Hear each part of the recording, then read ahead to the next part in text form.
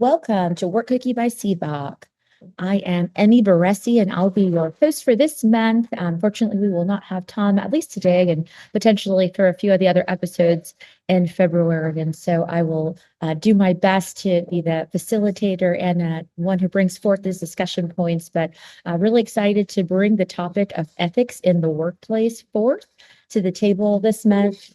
So we'll be looking at ethics in several different angles, but all related to the workplace. So today we're going to be diving into technology. This particular episode is called When Technology Becomes the Boss. I'll kind of dive into what that is, but just a pre-street on some of the other episodes this month, we will specifically dive into leadership as well. We'll also dive into the ethics of organizational vision, mission, statements that they put out into the media, and performance or purpose versus optics, right? In that, so a little bit of um, maybe some different opinions that can come to the table forth for that particular topic, and then we'll close out the month with some general ethics conversation. And so today, I would really love to jump into the technology piece.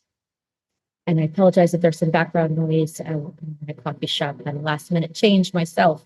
Love to talk about change, but really hard to shift sometimes in our own world. So this particular topic, I brought forth kind of three key areas that we're talking about with ethical boundaries in tech. AI, analytics, more specifically, people analytics. That's a word that we've heard emerging quite a bit in the IO space. So I want to bring forth that, and then the concept of surveillance. So those are really three different areas of technology that we'll discuss. I'm going to go ahead and put some resources in the chat. And so while I'm doing that there, feel free to take a look at those who are here today. That first one with the AI conversation really revolves around AI hiring practices and processes, right? So we've got AI resume review in the hiring process, even AI interviewing occurring as well. And one of those articles and resources really talks about this gap that exists between companies implementing AI hiring processes and then a lack of auditing that exists to audit their own internal hiring algorithms, and to really discover whether they have an accountability gap within this decision-making process.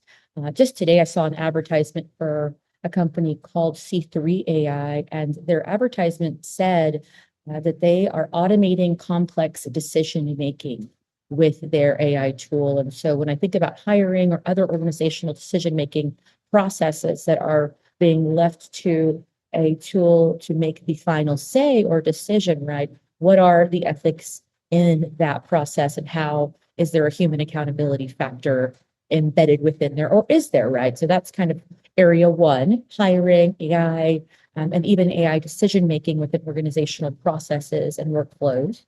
The second one I bring forth that's in the literature there as well is around the concept of people analytics. So one of the resources there talks about a summary of risks, opportunities, and some of the trade-offs for regulatory issues, even potentially using people analytics without having a person in the mix to be the interpreter of the data, or without having a person in the mix to be the ultimate decider on how that data is used. So I bring that forth as something in conversation for anyone to touch on. And then the last one is on surveillance. And so I'll share a little bit of a quick personal story, and definitely interested in hearing perspectives on any of the tech areas. But I did a workshop at a local library and had a lot of people sign up that joined, and someone that didn't sign up just happened to see the sign in the library and came in, sat in the workshop, and it was around remote work more specifically. And he came up to me afterward, with a human-centric leadership lens, really is how I almost exclusively lead workshops. And he said that during the COVID-19 pandemic, his team was sent home to work, and that they had surveillance software installed in their computers, and that they were asked to sit in front of the computer for the whole day, and they were having their leadership or their management will we're yet to decide, right? Leadership or management in this situation went into the camera, and they would just make sure that their employees were sitting at the computer throughout the day randomly. And he told me that during the time he was working there until he quit, he actually began to get sick. He was sick with worry that even if he got up to use the restroom, that would be the time they came in to the computer and checked on his camera and that he would be questioned. And he said he was very non-confrontational. He didn't like to have to defend himself in that. He was a good worker. So why was he being surveilled with such scrutiny, right, in his particular area and in his job? And so that to me was a really interesting personal story about how this comes forth and how it actually manifests in the workplace. But there's also surveillance around things like your social media use, right? And other website usages. Some companies are blocking any sort of gaming websites, but maybe you do team building. And technically, it's a gaming website that you're going to be using for teaming. So how these decisions are made, things are classified, and surveillance is used. I bring forth as a question. I very rarely say this is unethical or this is not, or this is ethical, right? I love to dissect these sort of case studies and these technologies to really have a discussion around what is ethical and what is not. So I'll kind of start us there. So you have really the option of hiring algorithms, AI, decision making, people analytics, which I'd be very interested to hear. It's an area that I'm admittedly very unfamiliar with. So I would love to hear about anyone who has worked in the people analytics area and some specific experience you have with how organizations are using people analytics or surveillance at work. So Nick, I see your hand up. Let's go over to you. Yeah, it covers a lot. And again, I will be the first one to strike it off the business or bingo card. It's a tool. It's not a methodology. It's not the end all be all. It's the new shiny tool that AI is there. And we're still in the land of unintended consequences. You talk about hiring. It's a nightmare for both sides. Like I as a job seeker, the silence, what are you really looking for? Does this job even exist? You'll see ads for tools that are like, send out 1,000 resumes in a day. And it's a numbers game. You're fine. Well, the consequence of that is that recruiters are now inundated with just sloppy, generic, lowest common denominator sort of resumes. And they probably are already tired of those by the time they get to one that actually fits the job description. So this use of technology ultimately is hurting people, but it's easy, it's simple, it's new, it's shiny. And so I think for everybody, you've got to square with yourself or as an organization, how are we going to use these tools? Are we going to be upfront? There are legal ramifications, especially with selection, in using these sorts of things. And you'll see more and more, you can opt out of having AI review your resume. Now, does that mean it just goes in a pile of this person's difficult? Or does that go into this person has a backbone? I don't know what a recruiter's thinking, and they could be hungry, they could be sleepy, they could be having the best day of their life. Who knows? But how you use these tools does matter. And I think the transparency with which we say how we're going to use the tools, we're very much in business. It's efficiency. Can we get the most out of the people, the most out of the product, the most money, the most turn, how can we optimize everything? And AI is really, really good at saying that it can do that. But if you've tried to get it to do something simple on a one-on-one thing, Gemini is brilliant until you say, no, you got it wrong. Go back and correct this. And then you spend so much time going back and forth with the tool that you could have probably just done it yourself in half the time. That's all to say, as an organization, if you want the most efficiency out of these AI tools, go for it, but be upfront and clear about that. And I think that's, again, data usage for the data analytics piece is a huge sort of sensitivity. What are you collecting this data for? What are you using it for? What are the results? And do I get to see what's going on behind the curtain? It's a big, ugly thing, but it absolutely is one of those, hey, if we're going to surveil you on your computer, one, you need to let me know so I can act in accordance with that. Not that people should be, trying to skirt the rules at any point, but if you don't know that, hey, there's this monitoring software, it might even be on your personal laptop that you're using for work.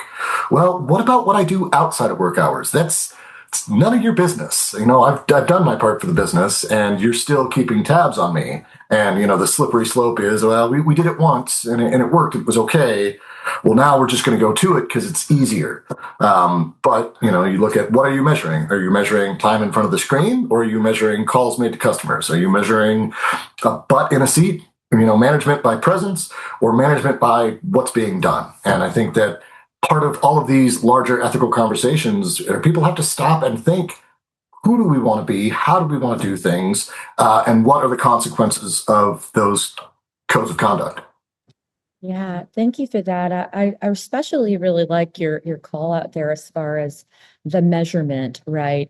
Is the number of hours I spend in a seat the measurement of what I'm bringing to the organization? I wrote an article for HR.com that I will say was very not well received. I mean, it was published, but I did have a lot of people almost combative with me on it. It was called Beyond the Hours.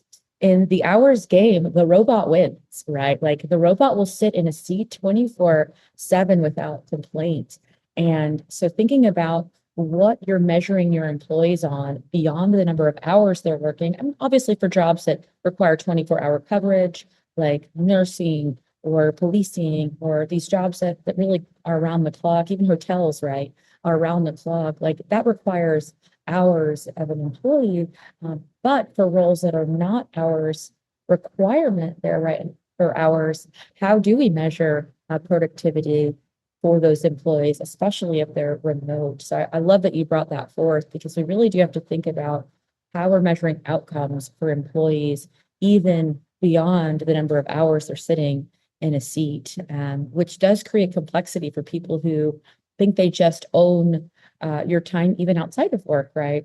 They own being able to see what you're doing outside of work, even in some places as their employees. So what are the ethics in that is the question for me. So thanks, Nick, for that. Natasha, let's go over to you. Nick, I really like the mention of the unintended consequences. We're still in that phase of unintended consequences. And I do agree with you that AI is a tool that that is still not responsible, ethical, and inclusive enough for it to be the end all be all. And it is still a tool that needs humane intelligence along the way. It does not and cannot, no technology can replace human intelligence. The 3 points that I really wanted to touch on real quickly is when we talk about the first, which was, AI in general, we're now seeing, we talk about the resumes that are sent out, that are generated by AI, that are reviewed by AI. One of the things that I've realized in the misuse of AI is that people are not using it, are not challenging the tool, and in essence are using it to do the work of people. And we see a lot of organizations that are laying off because they believe that AI can come in and replace the people. We're seeing now a lot of organizations, well, I don't know how that would stand now under the new EEOC guidelines, but as of yesteryear, we're seeing a lot of institutions such as Bank of America was one of them, who were brought to court in essence by way of saying that your AI has intentionally blocked off a group of marginalized individuals that are protected under Title VII, and have rendered them as, not qualified enough for these roles that they are qualified for, right? And so are we truly going back in our tools to pretty much audit the tool, as you mentioned earlier, Emmy, to ensure that these tools are ethical, they are inclusive, and that from a regulatory standpoint, that it's not breaking any laws that can in turn be liable to an organization. Also, I would say, depending on the organization, and for me, I feel that AI has replaced the art of critical thinking. Organizations need to see that individuality. Organizations need to see that you can stand out and how you stand out. And oftentimes that is a voice and presence that AI does not provide. Now, AI can kind of maneuver around your voice, make it sound more like you or whatever tone that you're trying to go for. But nothing beats your ability to say, and I use my humane intelligence to be able to write this article, to write this resume, and stand out from, just as you talked earlier, Nick, the push of, AI generated resumes. And the last thing that I wanted to touch on is the surveillance. I can understand why the gentleman got sick, because that is a sickness and illness that most people were already living with in the pre-COVID era by way of micromanaging of managers, clocking how long you stayed in the restroom or wanting to know what you're doing at every single time. And now when you finally have an escape of that in the privacy and sanctity of your own home, you are being surveilled at every given time, at every given moment. But the other thing that we want to understand is the data that this AI is generating, is it clean data? Is it accurate? Does it account for humane nuances by way of restroom breaks, water breaks, lunch, jumping on the phone calls, last minute emails and meetings and what have you? Those are so many nuances that I have to ask, is AI equipped to be able to, factor that in? And as a result, are organizations truly using the tool for its intended purposes? Is the data that they're receiving accurate? Is someone going back to audit that data to ensure that it is accurate, that it is ethical, and that it is not another way of dictating how much output a human should put out based on AI algorithms? I appreciate that very much. And I have a question for you kind of as a follow-up there.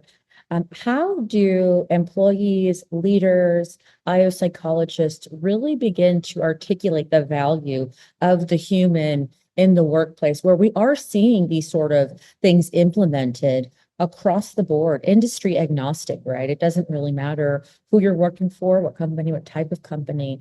These are tools that are being implemented all across the board. I love the call out. I 100,000% am a proponent of being able to really elevate the unique value that humans bring into the workplace. How do you think that we begin to really speak to that, even with data, right? How do we share that value? I think the best way is through training. Training from top to bottom, the ethical and responsible usage of AI. Because ultimately, it's not just a tool that we bring in or we just tell everyone, go have fun, learn how to use Chat GPT at home or whatnot.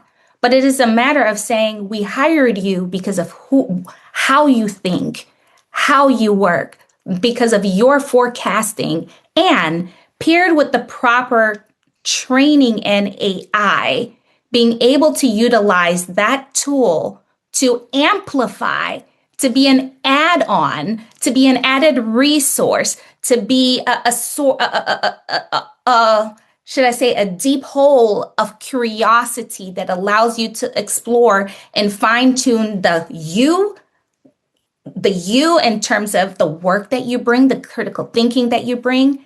That's what we're looking for. We're not looking for another person to just copy, paste, generate, copy, paste, and present. because that's what everyone else is doing. And so I think that organizations really need to continue to focus on the humane intelligence and the added component of training in AI as a complementary and innovated or add on to what the human intelligence brings to an organization.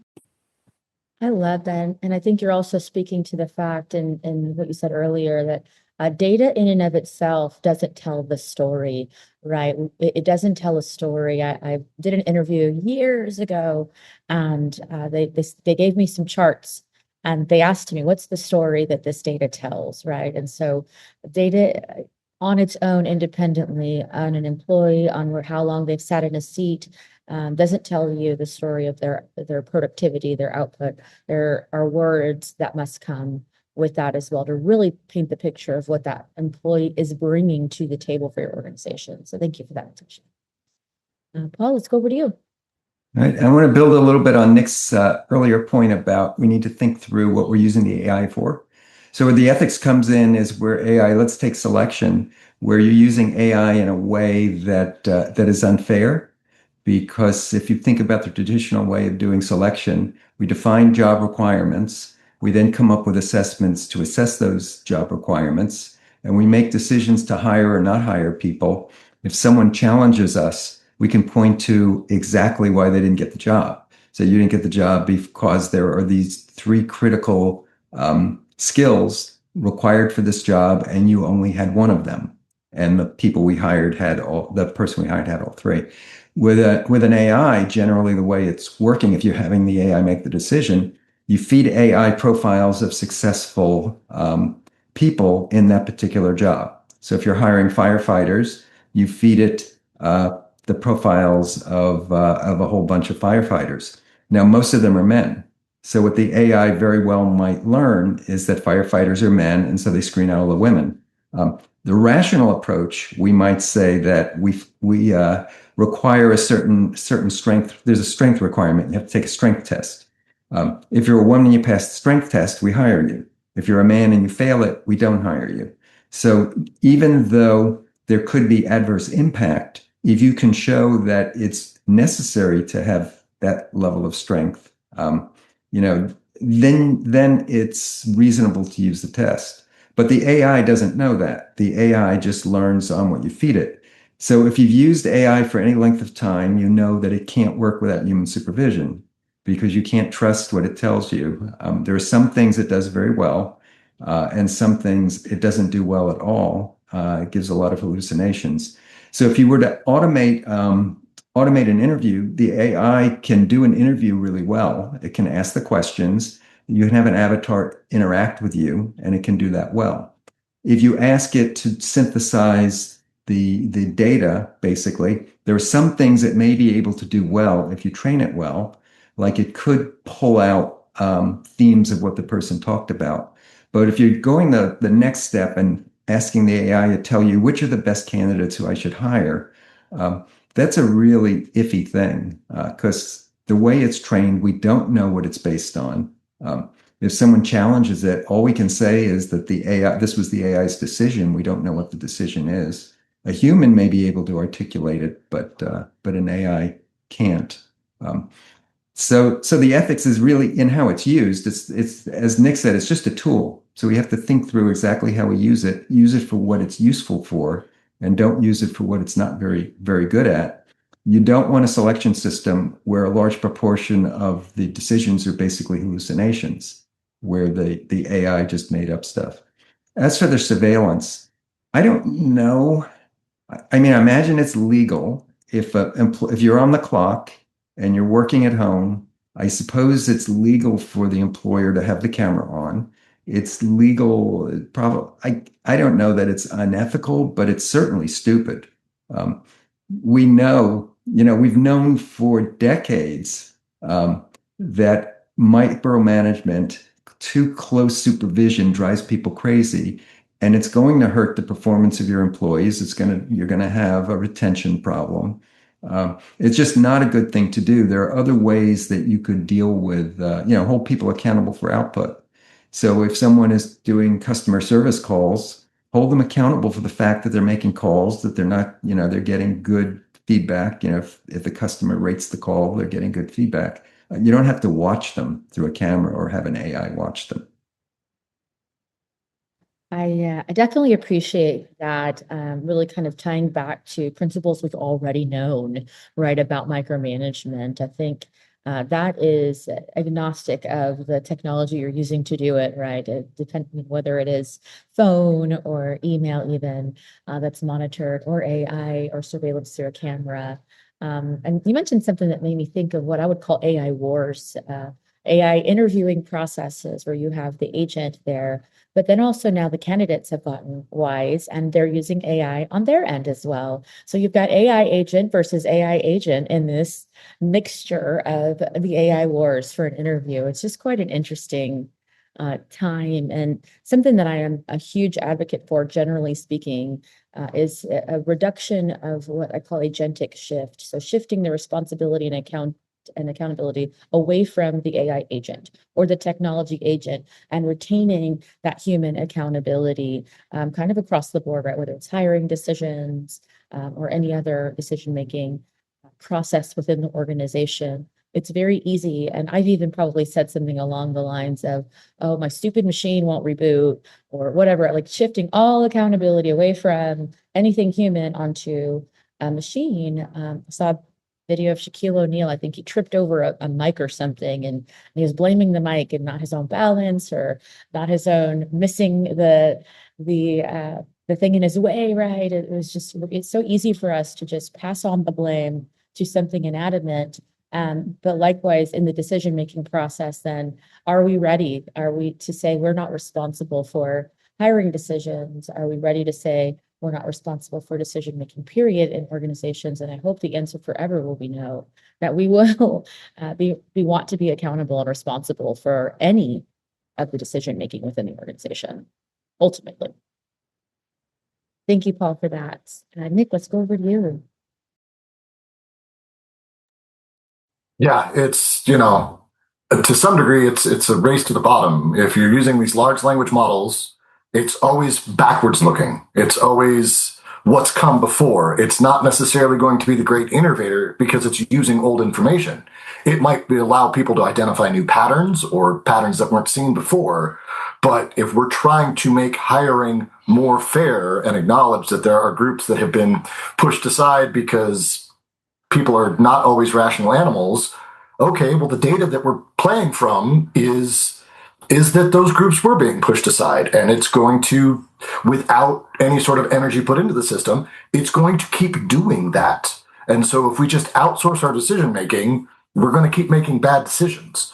And yeah, everybody, you've got, what was I going? I was going somewhere. To your point, kind of the AI war. There's a story where there was a textbook, and one bookstore said, "I want it to be priced $2 lower than anything else," and the other site was, it needs to be 5% more. And these two, algorithms started talking to each other till the book was, $5,000. And so, you've got multiple people coming at it from multiple angles with multiple systems, and it's gonna be messy.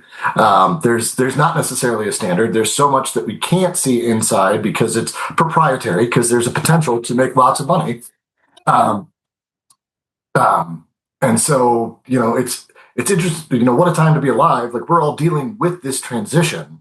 But the little voice you heard in the background, it's going to be just the way things are for them. And, I can hear and I can kind of see some of that uncanny valley with AI generated things, but I'm not so certain that my kids will be able to. Or, yeah, it's funny when it's just a dumb video, but it's, when all of a sudden you're like, oh, this is the federal agent coming after your taxes, or whatever sort of new spin they put on old scams, given the tools. Like, it's got the potential to be very damaging. And I think, to Paul's point, we've got to go back to what we know. Like, bad practice in a good system is still a bad system. And so it is whatever you put in, you get out. And what we're putting in is, a hiring history that has some baggage. A micromanagement mentality says, if your butt's in your seat, I assume you're working. To Cater's point in the chat, that, if the light's green, oh, you're working, you're fine. And then you get, cheats like the mouse jiggler and, putting a standee up and, you're focused and all of that. So, it's what gets rewarded gets paid attention to. And if you're rewarding the wrong things, you're going to get the wrong behaviors out of it. If you're more concerned with command and control, I need you in that seat, I need you ready for the phone at any given moment, well, then you're going to get that, but you're probably going to lose out on, hey, I had the flexibility while I was working from home to go throw a load of laundry in the washer, come back to my desk, and while I was away, my brain relaxed enough to realize I have the perfect solution to the bug that's in the system. And so, again, I think overall, philosophically, what is the right choice? What is it the most good for the most people? It is what's good for the company? Is it the dollar? And I'm not going to get overly philosophical and say, I have the right answer. There's one true answer. But I think organizations and individuals have to say, what is the answer I'm going with on this? And have a code of conduct, a standard of ethics that says, this is how I'm going to use it and I'm going to appear in the world. It's a bold choice, and it's not easy to be cohesive and do that every day because we're not rational creatures every day. But yeah, like I can see a world where businesses will say, I refuse to use AI because I'm placing value on my people to come up with these solutions. We're doing live call agents because nobody wants to talk to a machine when they're stuck at the airport trying to rebook a flight, and we want to be everything to everyone. But I think you'll see some of these decisions saying, okay, we have this tool here for the tech savvy who want to go this way, and we have this tool here for the people who do need to hear another voice and be able to ask like a toddler, why. And at the end of the day, you're going to get to an answer of, well, we can't resolve your issue, or this is simply the way it is. But at least sometimes if you go through the process with somebody, they can feel better about being told no than just it's in the system, that lockup because the book said so, because it's the policy, or whatever sort of final dead end answer that the tools will come up with. Thanks, Nick. I have a follow-up question for you and a comment first. I think socially we're being very primed to accept low upfront cost, like $10 Amazon hand mixer, that you'll have to replace over and over again versus a higher cost, higher quality product, which even not that people are products, right? But let's say your employees, it's cheaper for me to replace this or to put this guardrail in place that I think is cost savings on the front end, but not understanding the long-term risk or value of having a happy employee, right? Or risk of having a disengaged employee, or one that's doing the mouse jiggle, as you mentioned, which I will neither confirm nor deny that I've ever done the mouse jiggle, right? On the green. But I have a follow-up question for you. I think we understand the biases that are really embedded within our technology products, not AI only, right? Really, any technology that is human derived or human coded is going to be susceptible to that. Why do you think organizations are advertising AI as bias free? Then, if we know this and we see it, we see the output that way. Well, why is that the marketing strategy, you think? I think it's out of a want to. I think that when you talk about a program or an algorithm, all of a sudden you've taken the emotional element out of the decision making, but you really haven't, because there are encoded emotions and biases throughout the data that's behind it. One, they want to sell product. Two, they want you to trust it. I don't think they're sitting back there twisting their mustaches like some vaudeville villain. But again, like I said, we're in an era of unintended consequence, and it's a war for your attention. And to your point about you can buy a hand mixer that you're going to replace 3 times, or you can buy the one that's $10 more, but you're not going to have to replace it for 40 years. It's stopping to think about where you're placing the value in it. We can consider value as time saved, as money saved, as I solved the mixer problem. That's done for 40 years. I can take that off my cognitive plate and never have to think about it again. But we're not always great about getting to that second, third, fourth ripple. In individuals and in organizations, you talk about the consequences of a disengaged employee. You're not going to see the first and second ripple, but you might see the fourth and fifth, when all of a sudden you can't retain customers and there's no innovation and there's no passion for the product anymore, because you've let somebody slowly kind of wither in their seat because they were like, well, they only care that, I'm here, not the value that I add. And so that longer lens, it's hard to zoom out to, but it's critical for some of these big sweeping changes. And like I said, we get to see it happening live. At some point, these things are just going to be ubiquitous, and it's just the way the work is done. And it'll be interesting to see how those people carry on the work and what challenges they have to see, when they're aware enough to see a change happen. Because kids and younger employees, it's just what's happening. They have no control. Whereas we're seeing, oh, somebody put some effort into getting this out in front of us. Somebody is advertising this to make me want to be able to use it. They want me to think that I can trust this to be a revolutionary convenience that no matter what it does, it's right. And we, to Paul's point about the hallucinations, you've got to check it. It's not perfect. It's not science fiction level. That level of AI is science fiction still. It's, this is, 1,000 chimpanzees on typewriters trying to come up with Shakespeare. I love that.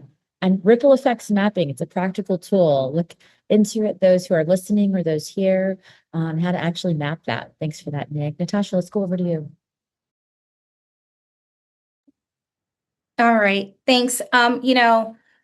I wanted to go back to the question the follow-up question that you asked, Nick, about organizations advertising their AI as bias-free. Well, I think for me, that marketing is summed up in one word: responsibility.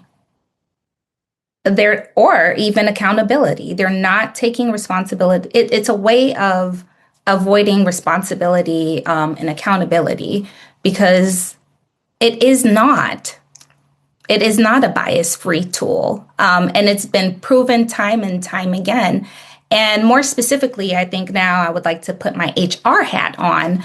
When I think about it from, I mentioned earlier, Title VII, we talked about specific groups that have been categorized as not qualified for jobs, or have been blocked out of, these AI tools as not qualified, and organizations being held liable at a very high cost. Well, even when we think about it and say, well, our organizations build the technology, we build the parameter, we inform our AI as to, we scale the AI to be bias-free. But who does that work? It is still done by a dominant group that AI still kind of favors. And the HR hat comes on for the perspective of, we're now seeing at the level of the EEOC that they are reversing what Title VII previously looked like, and that now they're saying, hey, if you were a white male, and these are things that we have to talk about because these are things that we encounter in our day-to-day, and that we advise on in the IO space, in terms of saying, hey, who are these engineers? Who are these tech people who really build these tools? It is still a very white, heavy, male-dominated industry. And we now have an EEOC or a climate that's now saying, if you were a white male that was discriminated against due to, different policies that previously existed, come forth. And so that again makes me think, and how does that now re-inform AI? How does that restructure AI? Is it still bias-free now? Do we still go in and audit? Is that work still being done? And back to when we talked about the surveillance, I think, Paul, you mentioned something about, is it smart to surveil? And I want to go a little bit more micro with this from a standpoint of, and what does that communicate to our employees? What does having AI surveillance communicate to our employees? And is it worth it? Are we communicating that we trust you to do what you say you will do? Is it saying that we trust you to show up when you say you will show up? Does it communicate trust? Does it communicate that employees feel trusted to be able to work expansively or within the hours of their creativity in an agile or flexible environment that promotes their own creativity and productivity. And everybody knows, it's kind of like everybody knows once you're surveilled, it changes how you show up because you're now adding on additional stressors and factors that this person has to work under. And is it worth the risk for your organization? I know the surveillance conversation is one of the bigger ones for me, but I love the points that have been made here in that sense of just general human behavior, right? Like you're mentioning there, it changes how you show up. You know, Paul mentioned there the micromanagement, how that really made people respond before anyway. So I think going back to those roots of how we respond to that is so important. So thank you for those notes, Natasha. Lee, let's go over to you. Yeah. The AI conversation, we're going to be having this conversation for a long time. And you know, the whole, there's no bias. Well, for one, we know. I mean, as psychology practitioners and psychologists, we know, for one, to be blunt, it's BS. So, there is no one and basically nothing that is bias free. Now, what we can be is bias aware. And, and when we talk about unconscious bias, well, what's the key word there? Unconscious.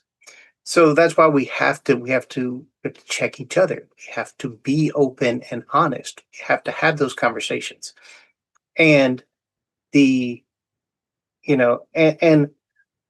Natasha, as usual, brought up some very good points about the bias and who's writing these things. And it's the same thing we've noticed from before now with psychometrics and testing.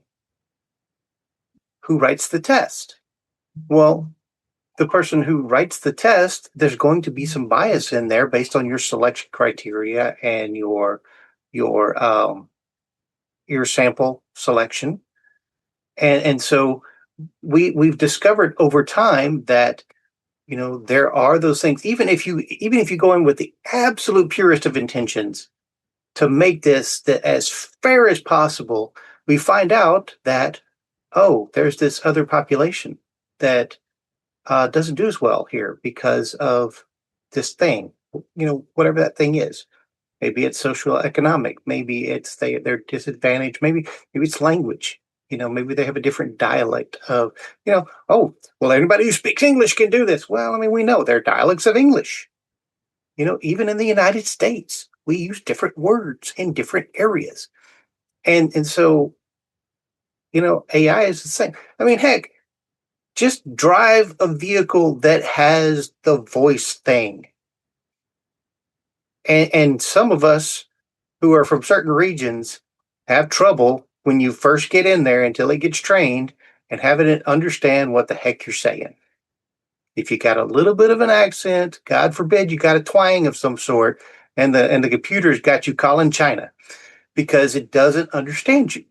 And that's just the way it is. And we have to understand that those things are there. And how do you deal with bias? You understand it's there. You counteract it. You can't get rid of it. I mean, I wish we could. I wish we could all be bias free. I wish we could. But what we can do is go, are you aware of this? I was not. And if we're open, if we're honest, if we are, like if I'm talking to Dr. Emmy and I are good friends and we are very open and honest with each other. And if Emmy says, hey, did you really, this is how I perceived that. Did you mean it that way? And I'm going to go, I'm going to examine what she told me. And I'm going to go, did I mean to come across that way? Because chances are, if she's asking me, chances are I didn't mean to come across that way. That's why she's asking.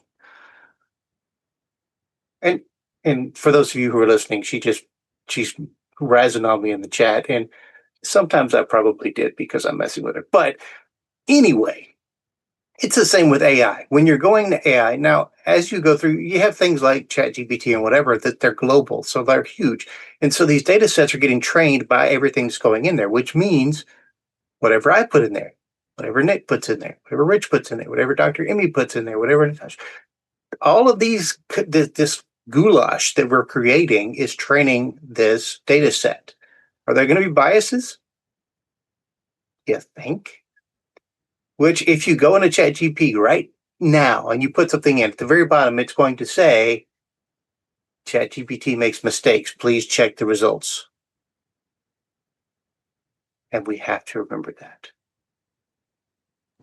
Thank you, Lee. And thank you for that reminder. I think some people really don't remember that it makes mistakes. You know, you see on Twitter, at Grok, is this true? So, Rich, over to you. Just a couple of things I want to mention. So, first of all, marketing has never been unbiased, ever, because it's always about persuasion.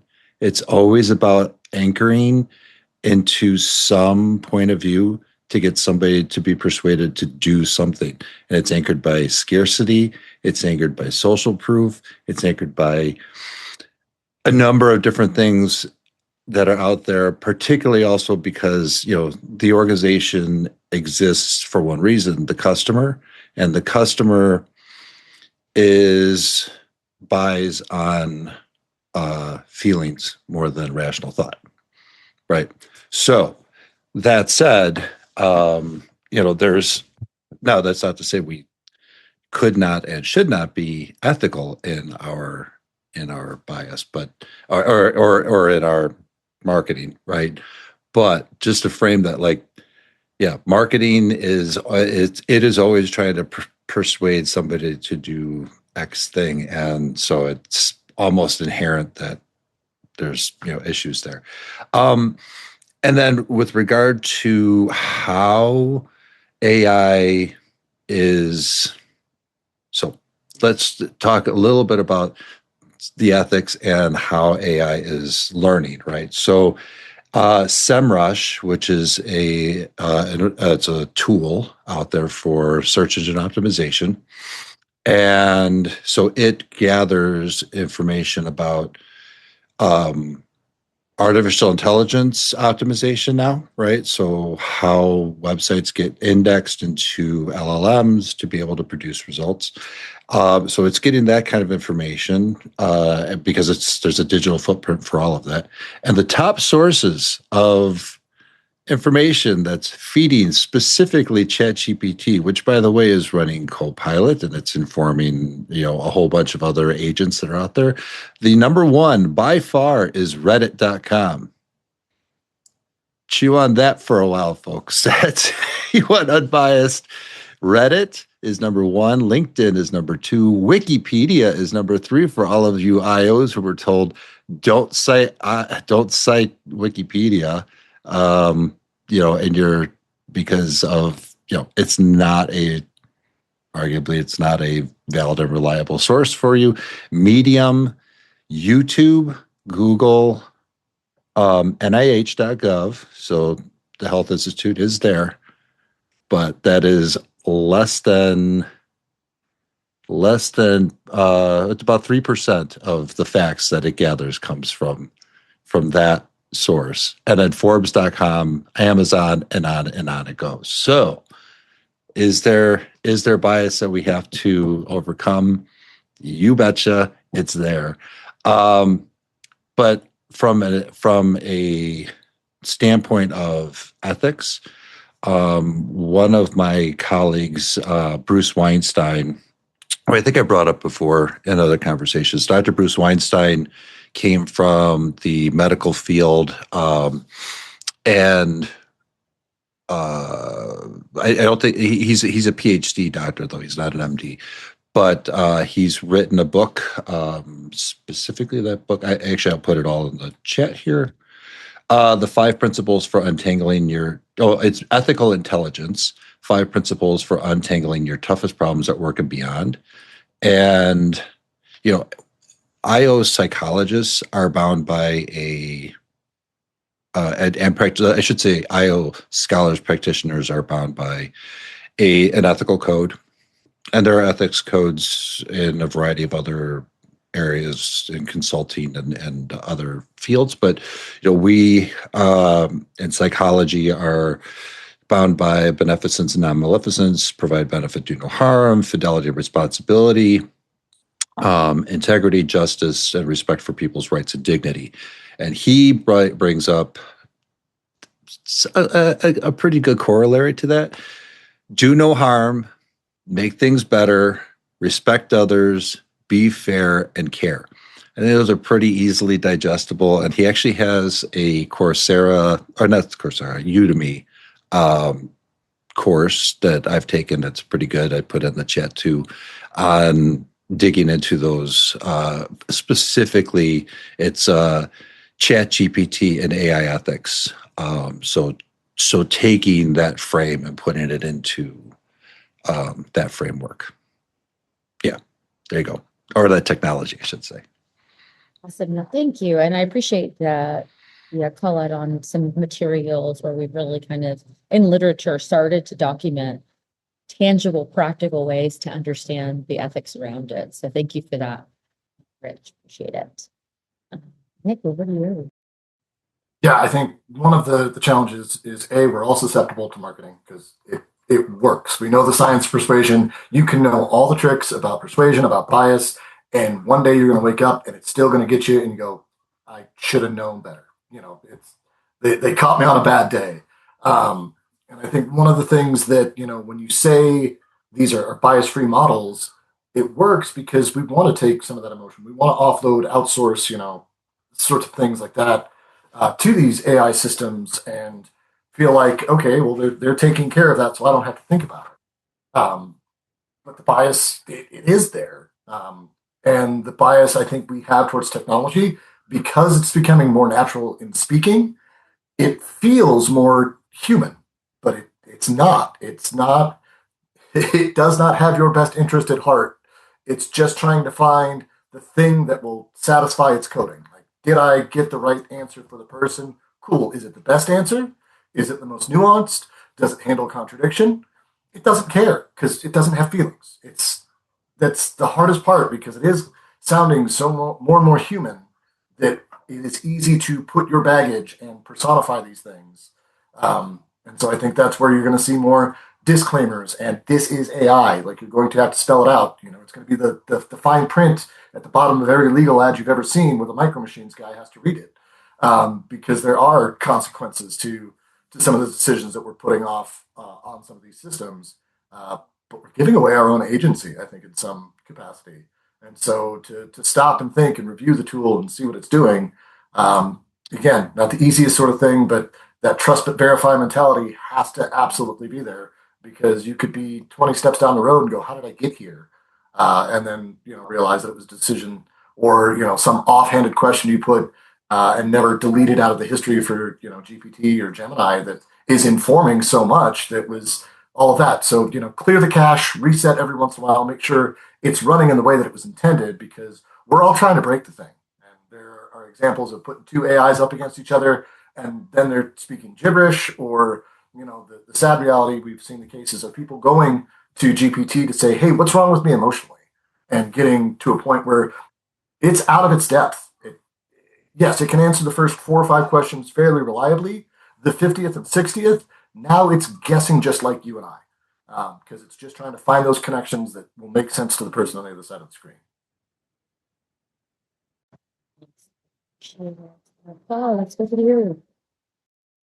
One thing to keep in mind when we talk about AI is there's a lot of different technologies that are AI.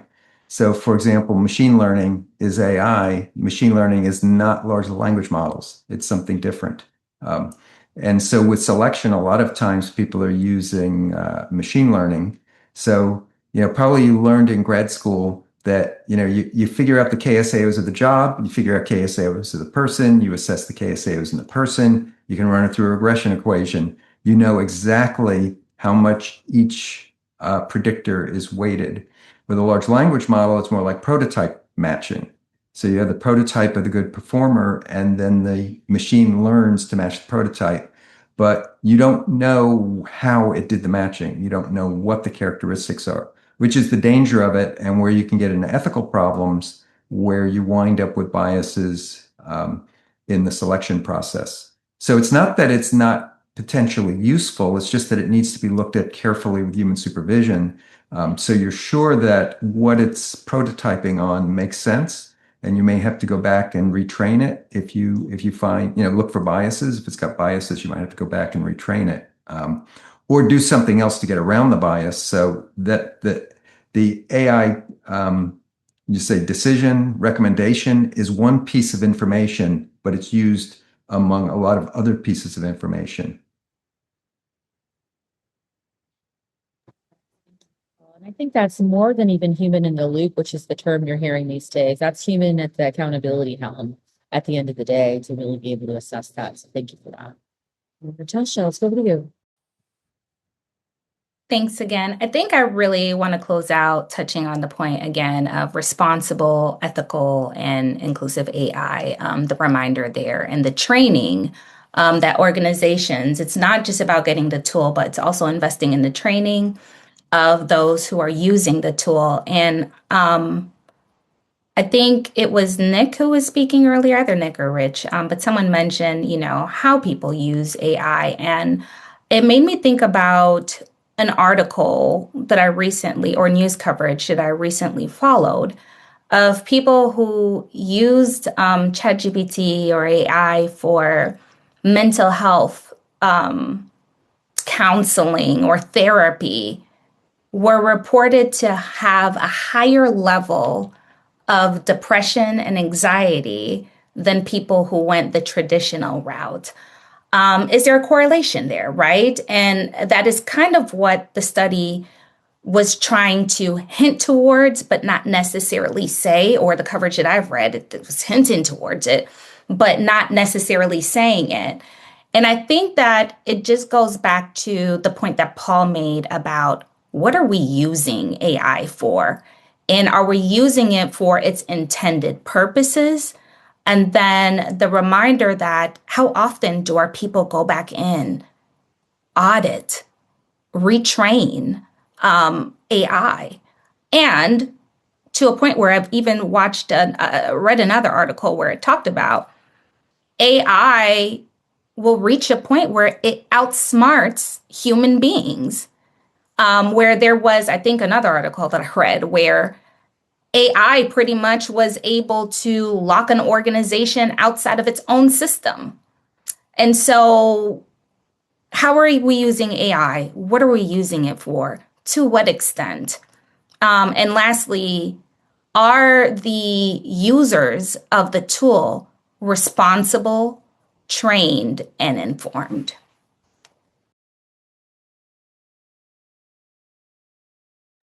Thank you, Natasha, for that. I appreciate that.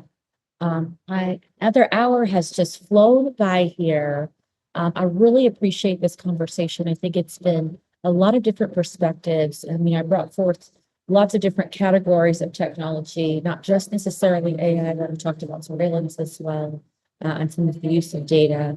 And I'll kind of close this out with something. I mean, there's a lot of unspoken things that happen in the space of AI and technology.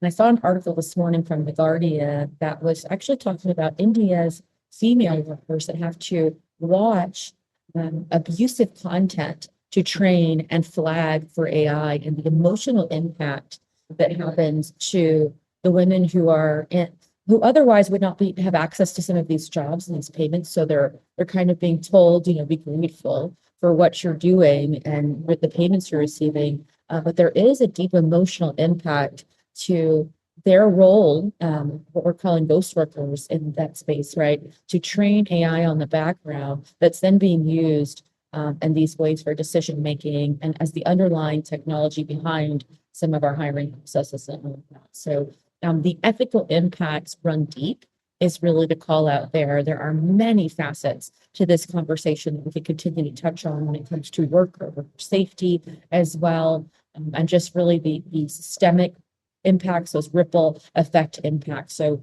I highly encourage you to go read the article. It's posted in the Guardian today about that. If you're interested in understanding some of the workplace issues that these women are facing as the trainers in the background of AI, so that we can really have a more holistic picture of all of the impact to the workforce from every point of the world, right? And what goes into this product and developing it. So thank you so much for all the contributions today. Next week is ethical leadership isn't neutral.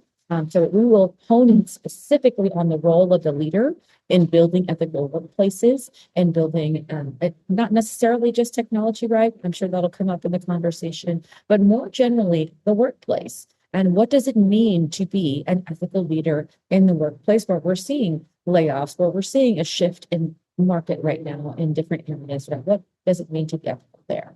So hope you'll join us next week in 1 week's time, and I'll count us out.